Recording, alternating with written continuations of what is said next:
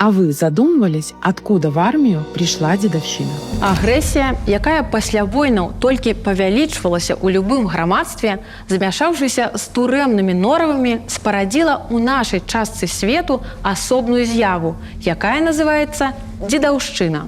Ты сколько служишь? 3 месяца. А борзый такой, как будто 3 года.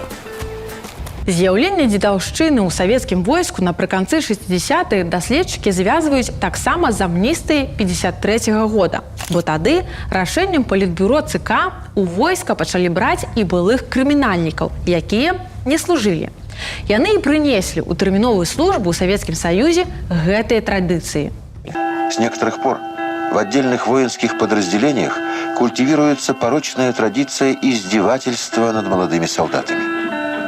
Бо дедаўшчына – гэта тыя ж самыя іерархічныя ўзаемадачыненні і дзяленне на касты, што і ў турме. Так, пачаліся ў савецкім войску вычварныя гвалт і здзекі з новабранцаў, а таксама выкарыстанне іх дзеля атрымання выгады.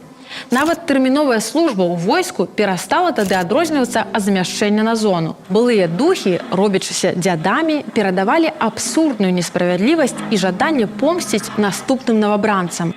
І яны ўжо не вярталіся пасля такой службы дадому ранейшымі, нават калі не бралі ўдзелу ў вайне. Такім чынам, культ сілы, выкліканы шматлікімі абставінамі і гістарычных працэсаў у нашым рэгіёне, арганізаваў і грамадскую іерархію, пабудаваную паводле прынцыпа «хто мацнейшы, той і мае рацыю».